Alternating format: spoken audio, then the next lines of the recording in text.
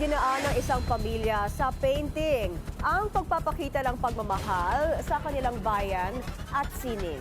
Alamin ang kwento ng pamilya Blanco sa Agenda Report ni Pierre Pastor.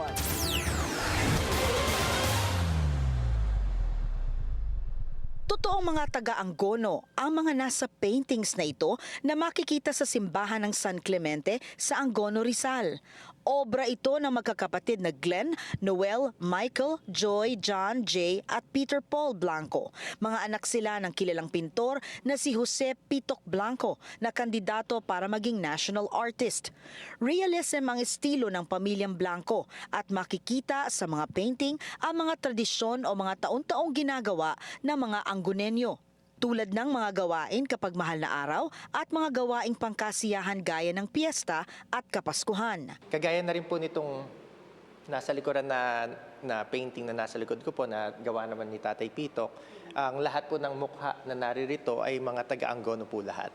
Basically, iniisa-isa pong gumagawa ng study, and then from the study, saka po nililipat po sa canvas. Like for example, dito po, inisa-isa rin po ng tatay na i-sketch to para po mapag-aralan kung ano po yung tamang angulo, kung ano po yung pinaka-best na image para do sa mural, and then from there, saka po ililipat sa canvas. Ginagawa ito ng pamilya dahil sa pagmamahal sa kanilang bayan at sa sining. Matagal din pong ginawa yun kasi po yung preparasyon at yung paghahanda, research, talaga pong siniguradong kung ano po yung nangyayari talaga sa bayan ng Angono. Kung titingnan po natin istorya ng bawat taong nadon po nanggaling po talaga sa iba't ibang lugar ng Angono na walang mayaman, walang mahirap, pagdating po sama-sama at nagtutulong-tulong. Bagaman realism ang kanilang common style, iba't iba ang kanilang subjects. Pero sa kanilang ginawang painting para sa simbahan, tila iisang tao lang ang nagpinta. Yung eldest, si Kuya Glenn, ang hilig po niyang ipinta is mga vegetation. Yung Deacon Noel ko po, mahilig naman po sa mga reflection ng tubig. Kagaya po nung isa pong nakita rin niyo po sa simbahan, siya po yung gumawa ng pagoda po doon, na makikita po yung seascape, yung tubig. Tapos ang Michael, mahilig naman po sa mga portrait. Ang Ate Joy naman po, mahilig mag-paint ng mga kids. Tapos ang Kunjan ko po, pagdating sa feathered creatures, doon po talaga siya magaling.